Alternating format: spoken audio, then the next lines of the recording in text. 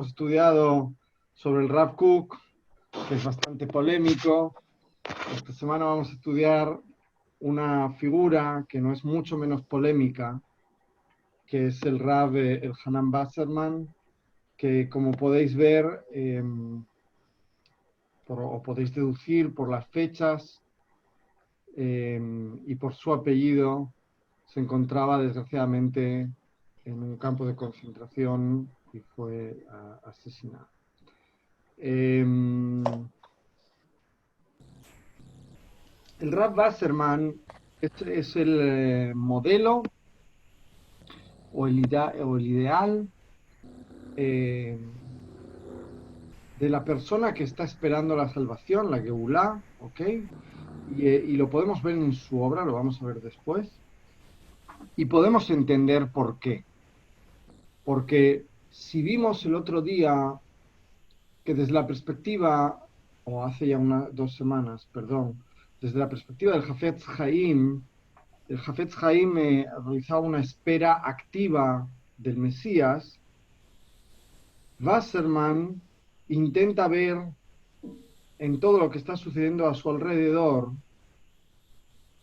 esa llegada. Y fijaos, hasta el último momento, y vamos a ver al final un relato recogido en lo que sería el ideario colectivo del mundo jaredí, cómo es incluso su relación con respecto al hecho de que va a ser asesinado próximamente, de una forma inmediata.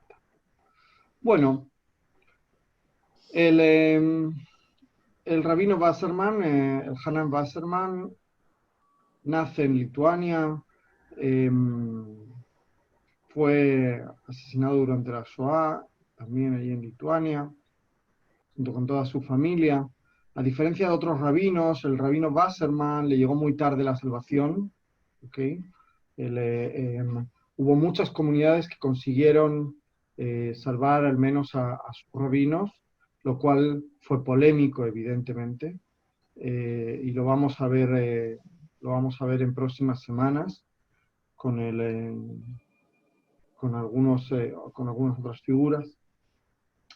Él estudió, fijaos, tuvo un contacto con el Rav Kook, pero vamos a ver cómo también se relaciona el Rav Wasserman precisamente con ese nuevo movimiento que se articula, el movimiento religioso que es nacionalista, y cuál es la perspectiva tanto del Rav Wasserman como del Hanan, como del resto del mundo jaredí, hasidí, perspectiva que se mantiene hasta el día de hoy con con algunos pequeños matices, si lo queréis llamar matices, o con algún tipo de maquillaje.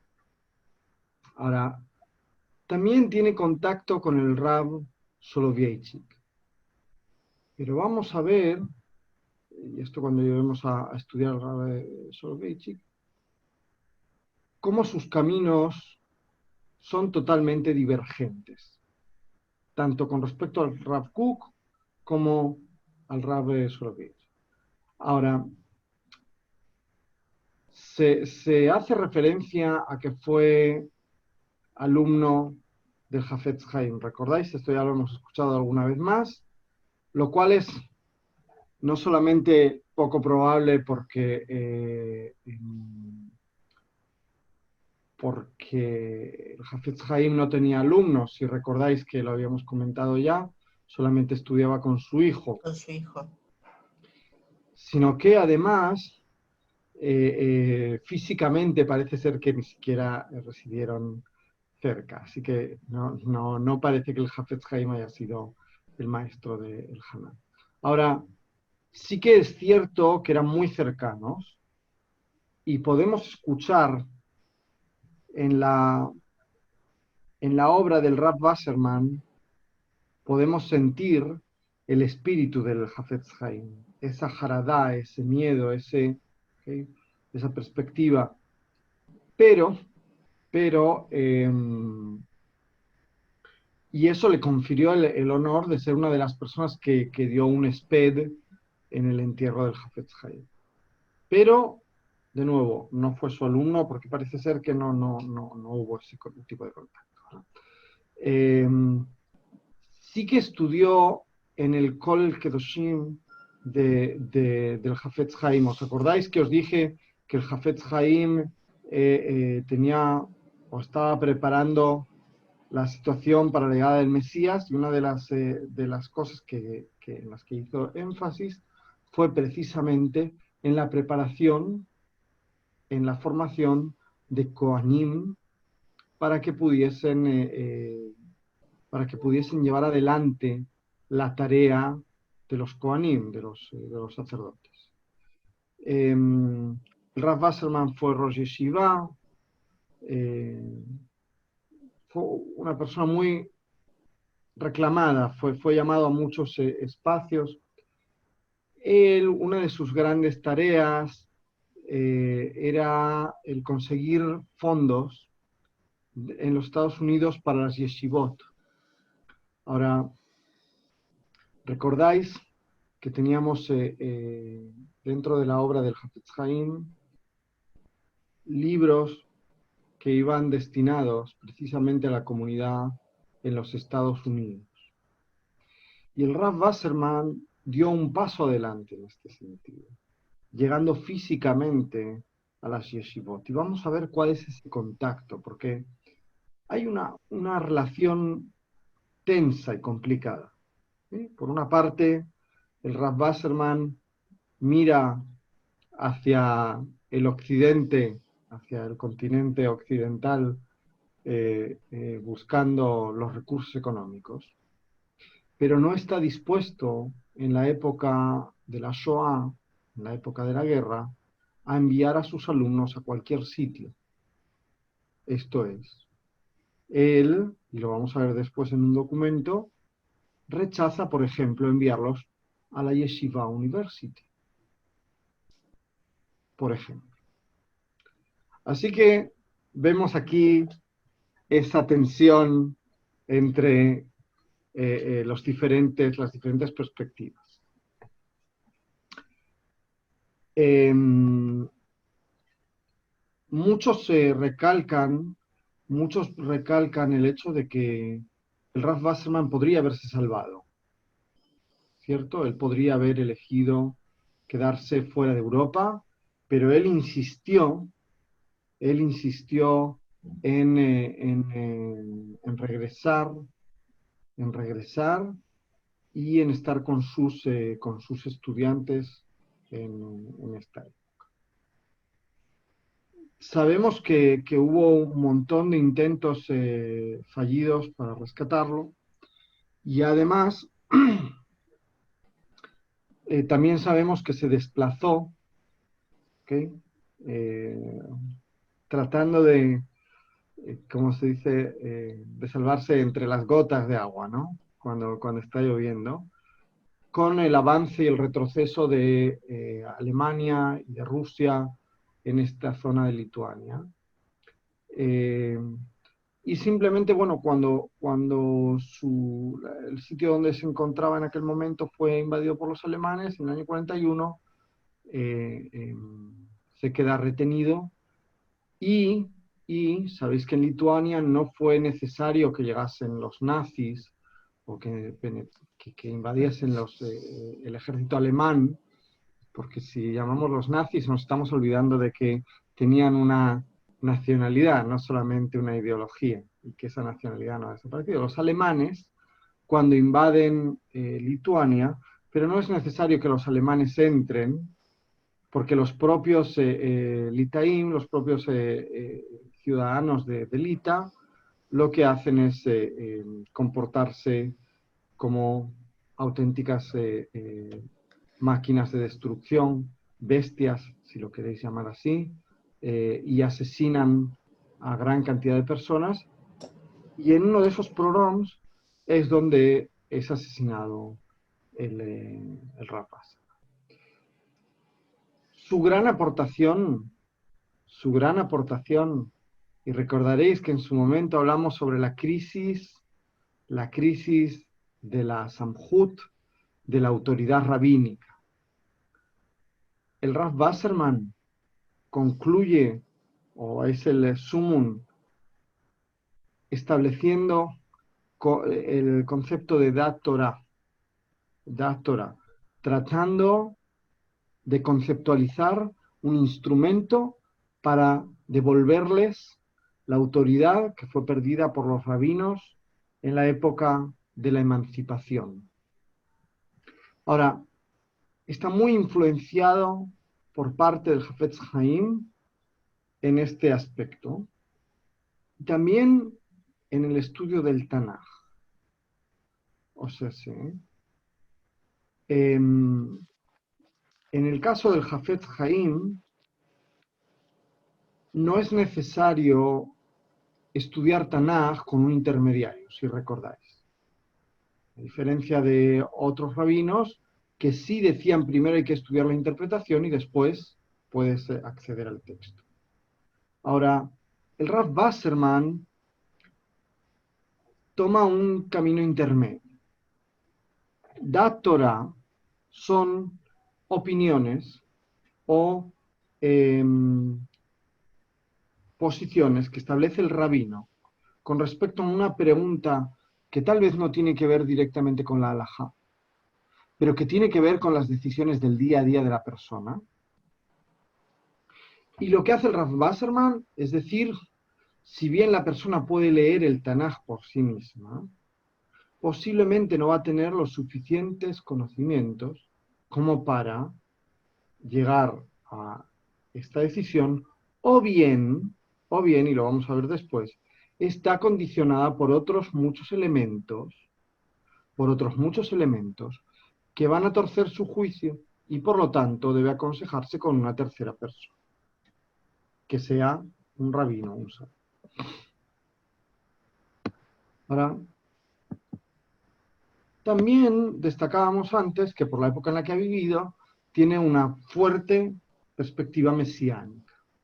Y él observa todos los sucesos históricos y vamos a ver incluso cómo confiere Parshanut, cómo le confiere una interpretación a lo que él ve a su alrededor, a la ascensión al poder a través de las elecciones democráticas en Alemania, del Partido Nacional Socialista,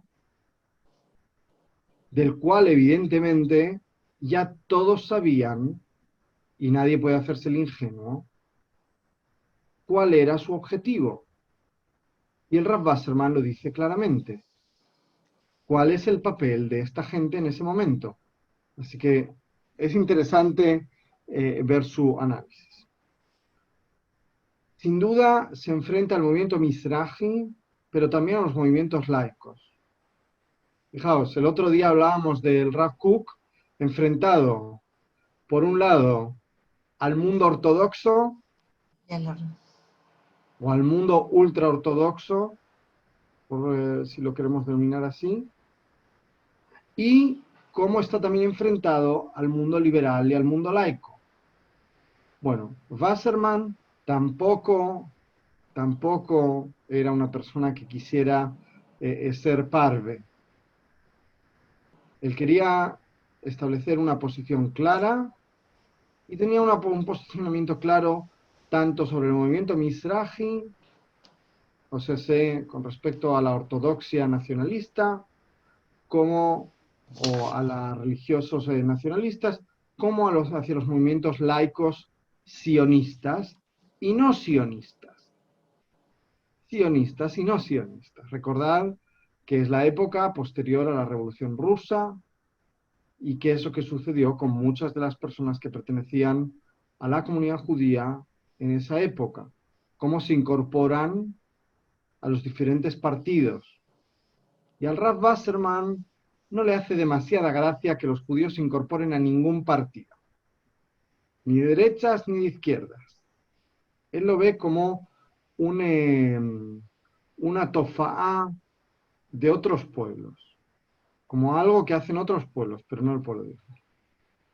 Un firme opositor del sionismo, firme opositor del sionismo, sin lugar a dudas uno de los grandes líderes de Agudat Israel, y además fue, una vez que fallece el Hafetz Haim, fue uno de los más importantes referentes para esta organización, y sin duda controvertido, como decíamos antes, pues mantenía posiciones, que vamos a ver algunas de ellas, muy extremistas, pero que hay que leerlas dentro de un contexto, que es un contexto de percepción del riesgo, o de un riesgo auténtico, para la vida y para la supervivencia, no solo espiritual, sino también física.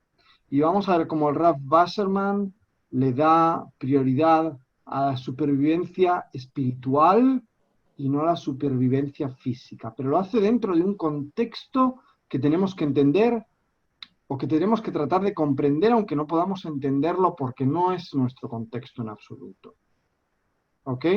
O sea que cuando vemos todas estas figuras es muy fácil caer en la tentación de juzgar, pero tenemos que entender cuál es el contexto en el que se encuentran. Y si bien podemos estar más o menos de acuerdo, tanto el Rav Wasserman como el Hafetz Haim, como todos los autores que hemos estudiado hasta ahora, son gente que consiguieron hacer grandes cosas y que a su manera consiguieron que el pueblo de Israel continuase existiendo en su camino. Cada uno tenemos el nuestro y por lo tanto respetamos también los demás. Bueno, contexto. Su contexto histórico es similar al que ya vimos en algunos otros, pero tiene algunas matices. Por una parte, la Revolución Rusa, y él es testigo además de cómo el intento de incorporarse a las estructuras políticas creadas en aquel momento por parte de los judíos parece fallar debido al antisemitismo. Y tenemos, o somos testigos de la fundación de partidos políticos o de organizaciones que son genuinamente judías y comunistas, porque no se permite a los judíos incorporarse plenamente de alguna forma. Hay algo que siempre hace que se mantenga esa distancia. Evidentemente tiene que ver con un choque cultural, evidentemente tiene que ver con la intolerancia, evidentemente. Ahora, hay una marcada diferencia entre lo que está sucediendo en este momento en Europa y todos los países que pertenecen al este de Europa. Incluye Polonia, Lituania, Estonia, todos esos países, ¿ok? Que en realidad no tienen en absoluto nada que ver ni culturalmente ni socialmente con lo que es Europa. Y esto sucede hasta el día de hoy, ¿ok? El hecho de que pertenezcan a la Unión Europea no quiere decir que culturalmente y socialmente sean europeos. No lo son. Son los países al este de Europa o de Europa del Este, llamadlo como queráis, ¿ok? Pero culturalmente, socialmente, no tienen rasgos comunes. Eliago, ¿podrías profundizar un poco más en este punto?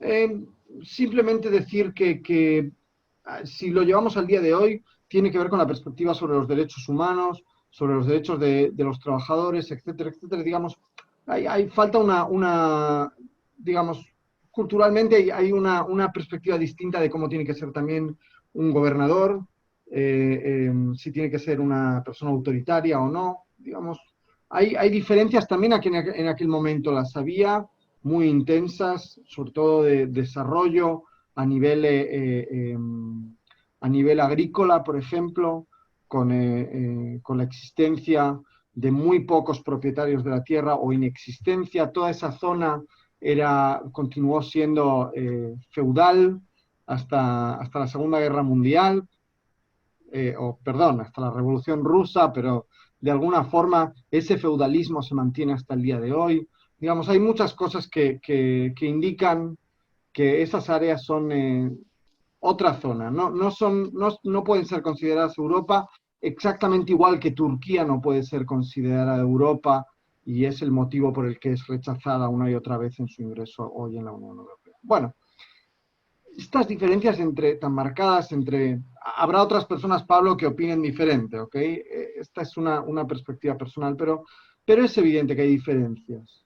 Hay diferencias dentro del mundo judío también con respecto a los pasos dados en uno y en otro lado de lo que después va a ser el muro de acero, ¿ok? El telón de acero. Ahora, él, encontrándose en el este de Europa, es testigo de cómo se desarrollan los eventos y es testigo del desarrollo de este movimiento jaredí, de este movimiento que es tan apegado a la idea mesiánica y a la idea del Kiyum Mitzvot, del cumplimiento de las mitzvot, fundamentado en el miedo. Ahora, tenemos la continuación de la crisis rabínica, acentuada evidentemente por los procesos políticos, porque cuando el judío deja de observar o de mirar hacia la autoridad rabínica, en este caso, porque comienza a mirar hacia la autoridad política y su aspiración es incorporarse a la actividad política, el rabino deja de tener vigencia. Y esto el Rav Wasserman lo experimenta. Aparecen, como os decía antes, organizaciones, el Bund, que es bien conocido aquí en Argentina también, porque tenía representación, no sé si sigue existiendo, pero hasta no hace tanto existía.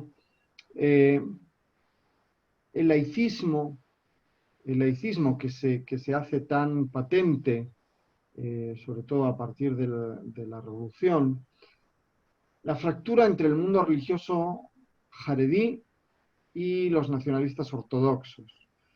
Que ahora, si el padre o el abuelo, perdón, el Natsif, si el abuelo de la ortodoxia observase al Rav Kook, pensaría que es un reformista. No lo consideraría posiblemente ortodoxo. Lo cual tenéis ahí una buena herramienta en vuestras discusiones con los colegas ortodoxos sobre quién es de verdad ortodoxo y quién no.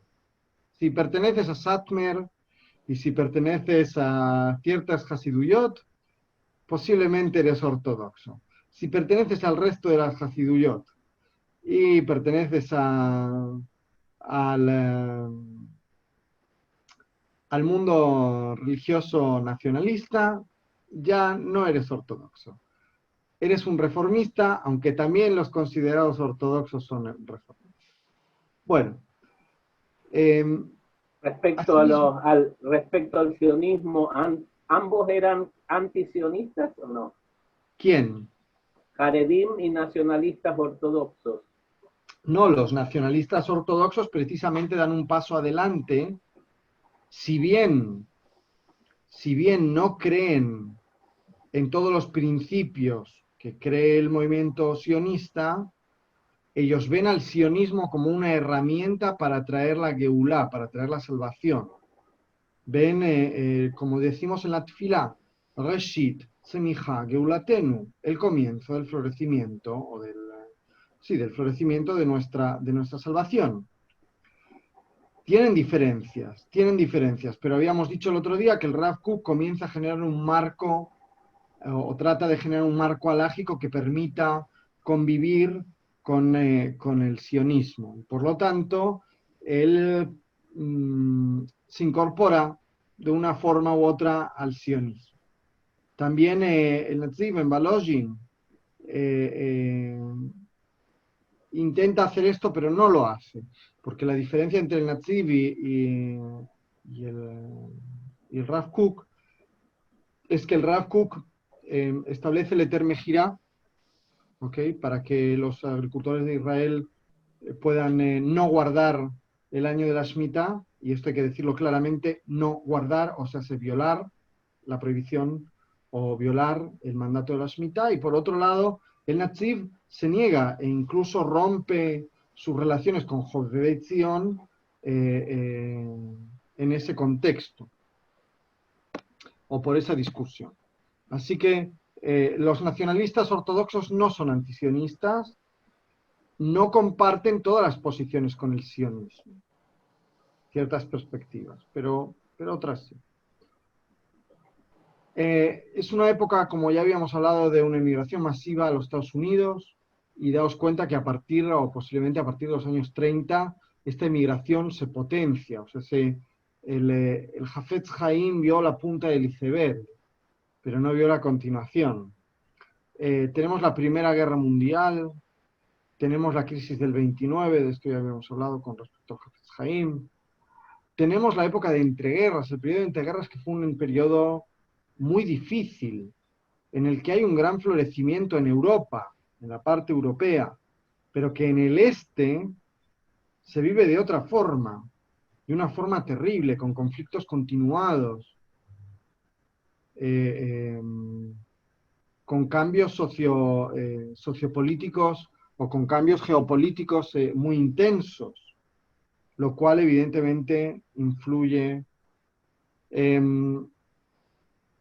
Además, comienza la expansión de los sistemas, de los regímenes fascistas en Europa. No nos podemos olvidar de que el fascismo no fue algo que de repente surgió. El nazismo no surgió de repente. No fue una dictadura. No fue Franco dando un golpe de Estado en España, apoyado por Alemania, por Francia, por Italia, por Gran Bretaña y por los Estados Unidos. No. El nazismo llega al poder a través de unas elecciones democráticas, que son el reflejo de lo que se está viendo en la calle. Son el reflejo de lo que se está viviendo en la calle. Hoy tratan de contarnos otra historia. Solamente obtuvo un no sé qué porcentaje de votos. Bueno, el hecho es que Hitler llegó al poder democráticamente, o utilizando las herramientas democráticas. Entonces, es una época difícil. Es una época difícil. Podemos imaginarnos lo que debió ser judío en esta época, en la que hay una ideología que gana adeptos, y que no solamente gana adeptos, sino también gana legitimidad, no solamente dentro de Alemania, sino de fuera, porque fuera de Alemania hay otros que miran también hacia Alemania y ven como Hitler es un líder fuerte, sin hacer una comparación extrema, pero lo que mucha gente admira de Angela Merkel es que es una tipa fuerte, es una tipa dura, tiene mano dura con los países del sur de Europa. Bueno, tal vez con el tiempo haya que volver a evaluar qué es lo que ha sucedido en Grecia. Y tal vez esta figura fuerte a la que se admira porque es fuerte, no se la va a admirar tanto. Y vamos a ver cuáles han sido las consecuencias. Aquí sucede lo mismo. Hay una época muy difícil en la que hay gente que mira con admiración, una admiración que ciega a esta gente.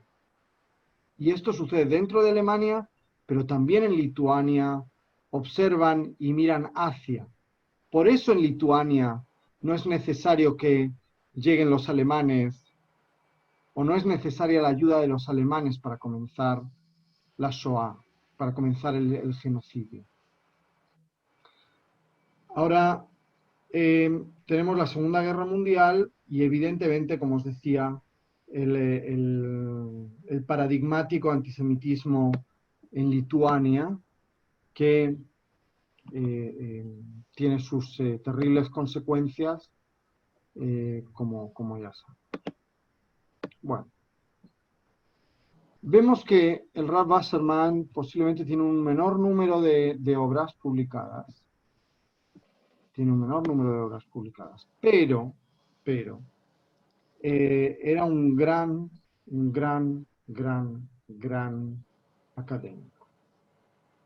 Muchas de sus aportaciones las conocemos por lo que son las ediciones que han hecho sus alumnos. Las ediciones que han hecho sus alumnos. De alguna forma el Rav Wasserman es asesinado a una edad temprana, relativamente temprana, ¿ok? Si hubiese vivido más años, evidentemente habría tenido tiempo de tal vez reordenar todas esas ideas y unirlas. Tenemos cantidad de cartas en las que podemos observar qué es lo que nos quiere contar. Teníais para leer una de ellas para esta semana, uno de esos textos. Fijaos, en el año 1923 hay un documento gráfico muy interesante, la llegada de los rabinos a la Knesset Gedolá, lo vimos ya con el Hafetz Haim y cómo tenemos también imágenes del Rav Wasserman en este caso. Bueno, vamos allá con sus textos.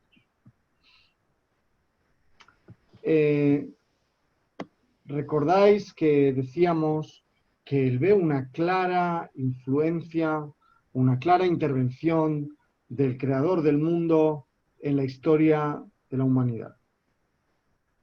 Y él lo dice sin ningún tipo de rubor. Él lo cree firmemente. Dice, por ejemplo, en este texto, estas preguntas tienen una sola respuesta. O sea, cuando nos preguntamos qué es lo que está sucediendo, ¿no? ¿Por qué la situación económica ha llegado a este punto? ¿Por qué estamos sufriendo este tipo de carencias, de necesidades, de violencia? Dice, la respuesta es, el santo bendito sea, devuelve a sus criaturas nidá keneged nidá. Y así como las personas perdieron su fe en el creador del mundo, el santo bendito sea, les arrebató la confianza en las otras personas. ¿En qué contextos parece que puede haber escrito esto?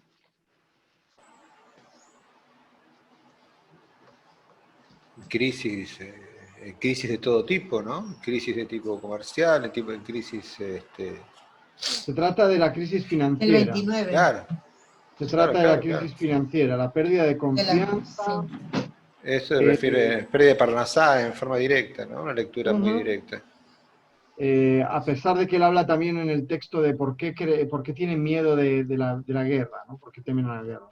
Pero parece ser que sí, que se refiere a esto. Además dice, fijaos, al crédito, a Shrai, habla también sobre todo esto. ¿Okay?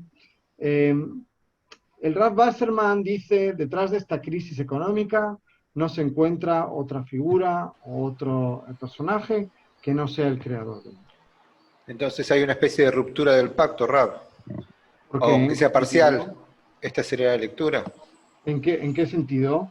Bueno, como el anverso de muchas de las, sobre todo ahora en Dvarim, ¿no? De muchas de las propuestas. Si siguen mis pasos, entonces tendrán, y una serie de beneficios, muchas veces de tipo, en el orden de la prosperidad y de la riqueza y del bien. Y esto pareciera ser su contrario, ¿no? Ahora, si no estoy muy errado, no es una lectura muy directa. Muy directa. No, él no hace una lectura directa y te voy a decir por qué. Él aquí combina la Torah Shebe'al Peh también. Él hace el judaísmo tal y como nosotros lo conocemos, no tiene que ver ni con Torah Hashem, tiene que ver con Torah Shebe'al Peh. ¿Okay? En muchos aspectos. Lo que hace el Rav Wasserman, y parece referirse muy claramente a ello, es traer el Midrash de las Shlosh Shvuot, de las 3 promesas que os hablaba ya, os he mencionado posiblemente la semana pasada. Entonces, él lo que dice es, bueno, ¿por qué lo está pasando mal el mundo? Evidentemente tiene que ver con esa respuesta del creador, y concretamente el pueblo de Israel, él encuentra a los culpables también en el sionismo, y encuentra a los culpables en el laicismo, y encuentra a los culpables, y lo vamos a ver ahora, lo vamos a ver. ¿Okay? Dice, por lo tanto, ahí se encuentra la clave de la crisis mundial, de nuevo, cómo él introduce al creador del mundo en... El castigo se asemeja a la falta que vosotros perdisteis la confianza en el creador del mundo y en su Torah, aquí ya va destinado más al pueblo judío, que con ella dirige el mundo y por eso os han sido arrebatadas la fe y la confianza en las personas, y ahora veréis cómo se puede dirigir el mundo sin confianza. O sea, dice, tal y como vosotros os relacionéis con el creador del mundo, es como os vais a relacionar con el resto de las personas. Fíjate, yo aquí, Pablo, incluso no haría, tendería a pensar que el Rav Wasserman lo que está haciendo es utilizar un lenguaje que la gente de su entorno pueda asimilar y asumir. En vez de hablar de esto es algo que viene provocado por vuestra actitud, ¿ok? Dice el reflejo de que no podéis confiar o de que no hay confianza para dar crédito y de que no hay confianza para, tiene que ver con el hecho de que vosotros habéis dejado de confiar en el creador del mundo. Y no es que les haya arrebatado la confianza, ¿ok? Sino que sois vosotros mismos que habéis dejado de emplear esa capacidad o de ponerla en marcha. De tal forma que no solamente desconfiáis de la existencia de Dios, sino que además desconfiáis entre vosotros. Yo iría un poco más allá y sí que el Rav Wasserman es una persona que puede ser considerado muy extremista, pero es una persona inteligente. Y yo creo que aquí utiliza el lenguaje de quienes le están leyendo el texto que él escribe. Habría que haber escuchado al Rav Wasserman hablar, porque muchas veces esa expresión o esa explicación puede matizar lo que está escrito. Yo quiero pensar que él trata de hablar en un lenguaje que todos comprendan. Y evidentemente teniendo claro cuál es su objetivo. Lo que él quiere es que la gente siga estudiando Torah, siga cumpliendo con las mitzvot, tal y como él las concibe. Sobre ese concepto que os decía antes, dato. Fijaos lo que escribe. En Ikvet al-Meshech, ¿okay? En un libro que escribe sobre el tiempo en el que estamos esperando al Mesías, que parece retrasarse, pero tiene que llegar en cualquier momento. Bisman al-Haon. Ishpilu et kvod a-Torah. O sea, fijaos lo que dice. Aquí él habla de kvod a-Torah, pero en realidad, por el contexto, por lo que estamos viendo, parece ser que está hablando de la autoridad de los rabinos, que se ve en entredicho.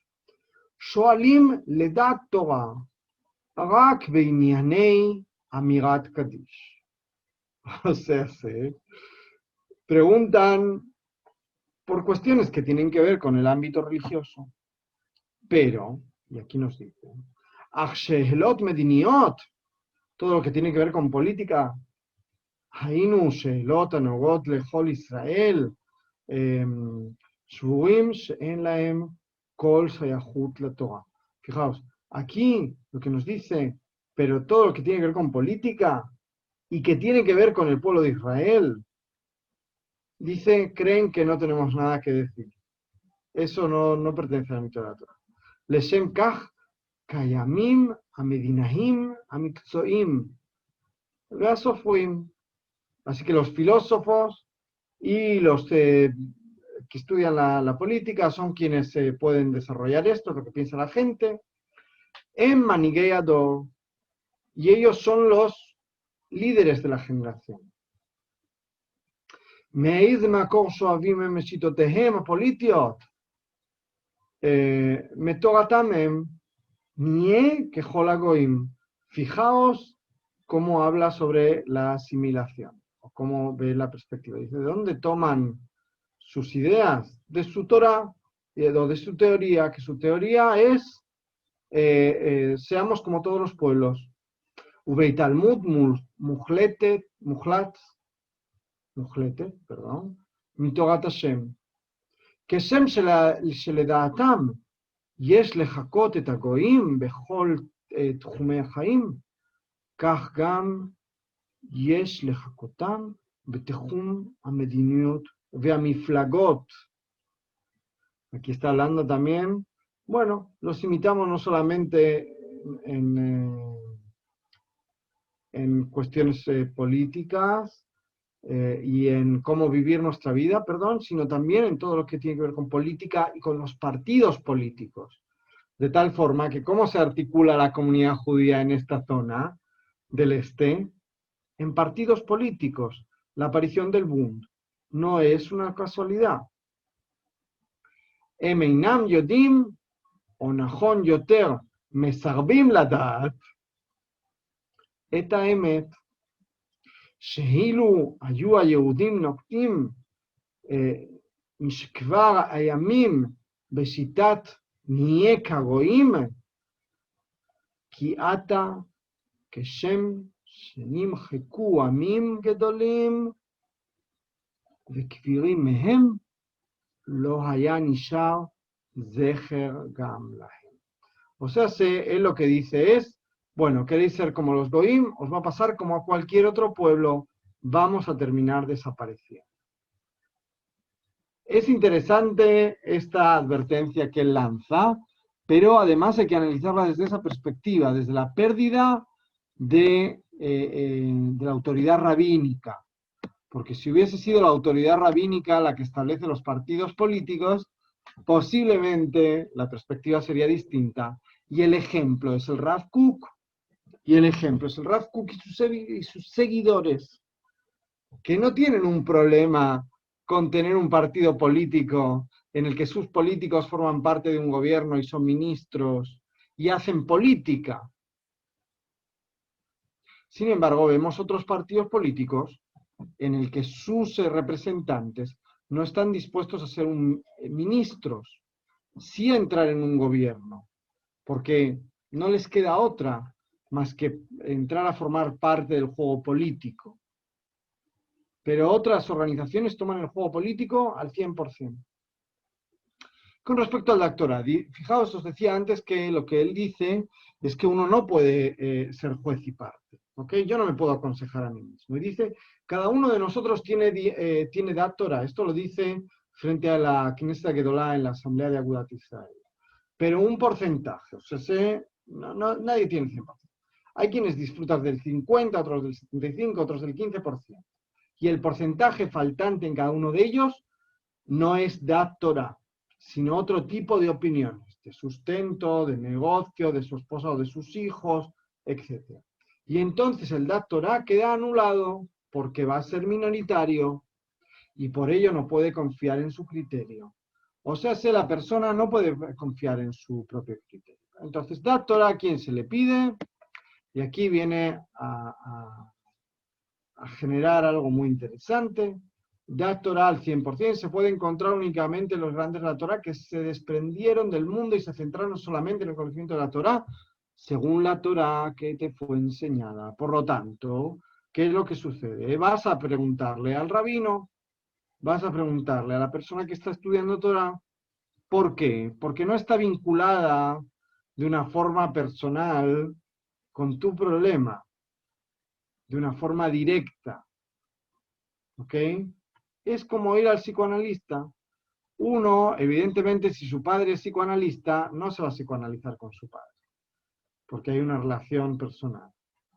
Hay unas normas muy concretas con todo esto. Vas a buscar una persona que sea lo suficientemente alejada y va a poder observar las cosas desde otra perspectiva.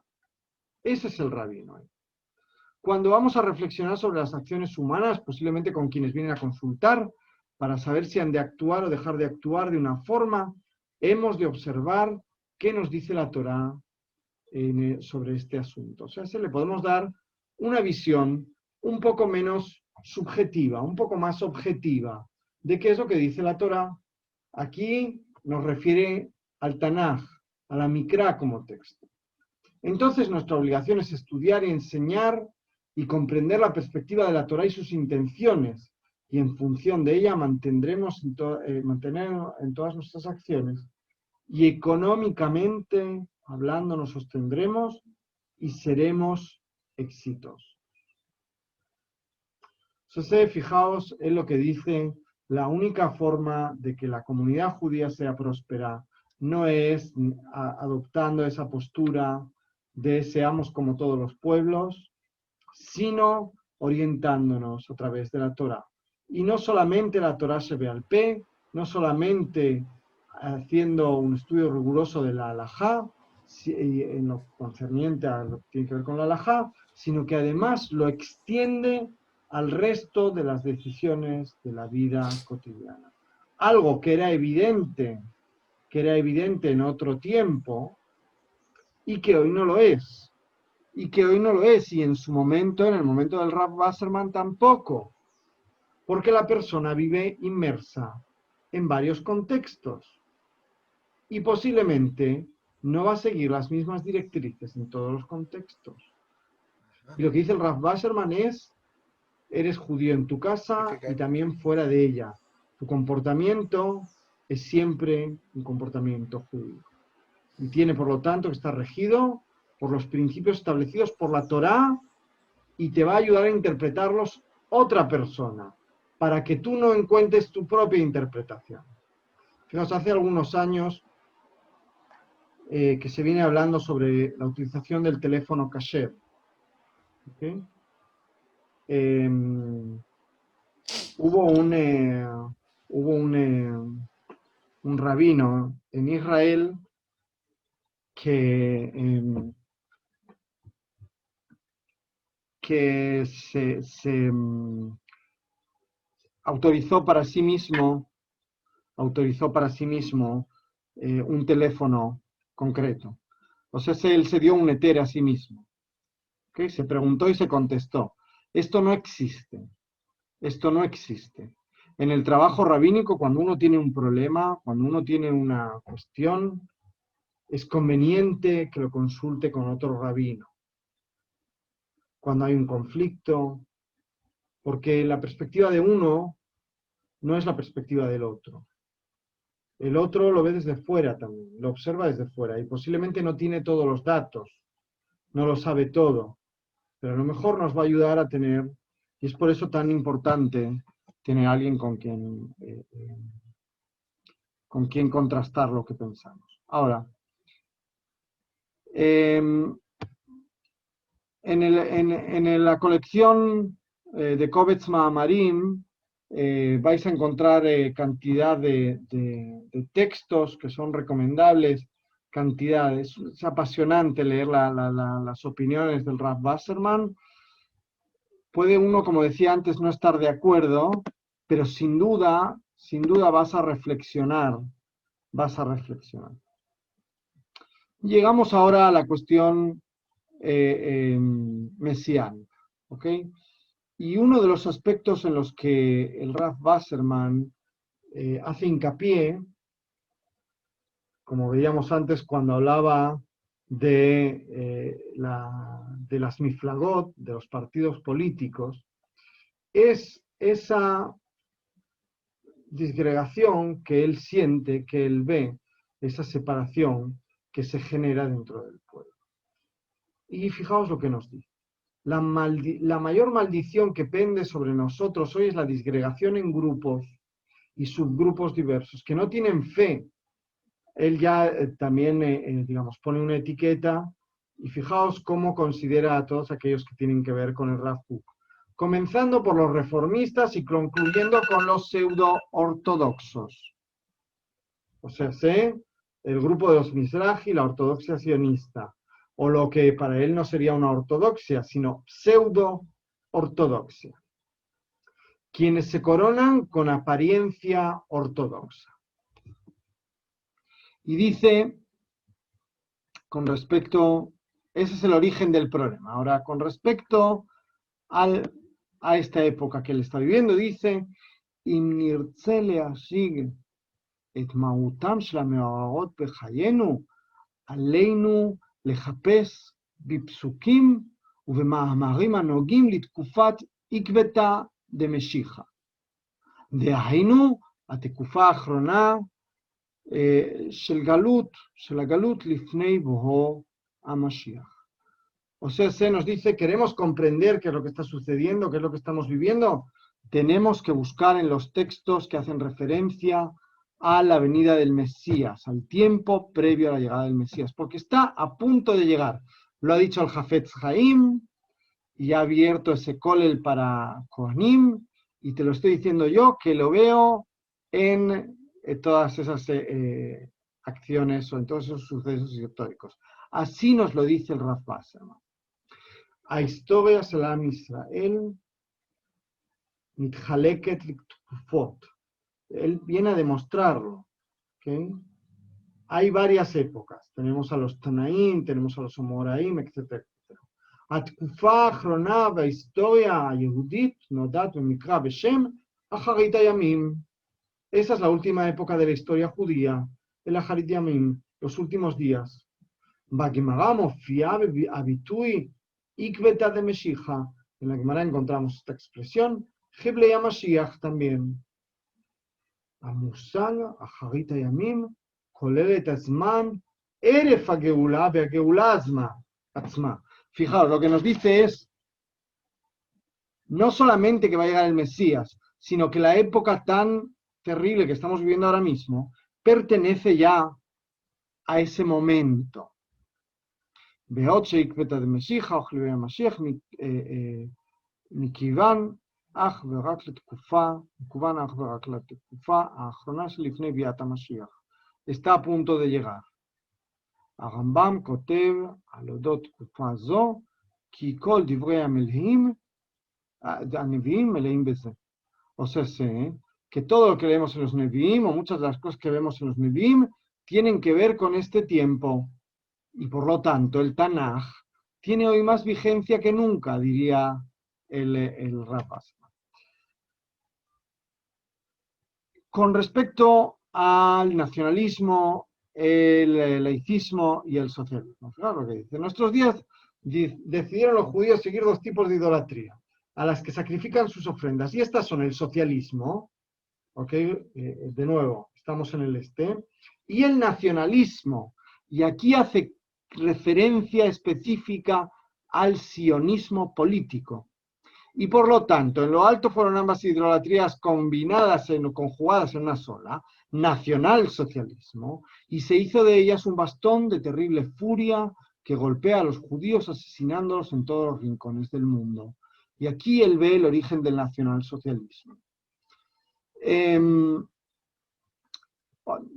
בשעה שקם על ישראל זו המן, יש לדעת כי הוא אינו אלא מקל השלוח מן השמיים לחבוט בנו. La mano de Dios está detrás de todo lo que sucede. Os hablaba sobre la Yeshiva University antes, y aquí hay una carta del Rav Wasserman. Le es ofrecida la posibilidad de que sus alumnos se salven y sean enviados al Bet Midrash de Yeshiva University o Bet Midrash La Torah en Chicago, pero él lo rechaza. Y fijaos, os decía antes que pone lo espiritual por encima de lo físico. Dice, ¿por qué voy a enviarlos a un sitio donde el peligro espiritual, de muerte espiritual, es tan patente? Para que huyan del peligro físico. ¿Ok? Y por lo tanto, todos sus alumnos y él mismo perecieron. Como un caso, como un dato anecdótico, fijaos, aquí tenemos el texto que el consulado de la República del Salvador le concede al Rav Wasserman en el año 1943 un visado para emigrar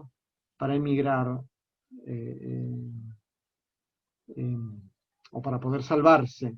Sabemos que llegó tarde, porque evidentemente fue en el 41. Está fechado en el 43 y él fallece en el 41. Por eso os dije antes, se hicieron una gran cantidad de intentos por salvar a los rabinos de las comunidades, el Rav Wasserman también.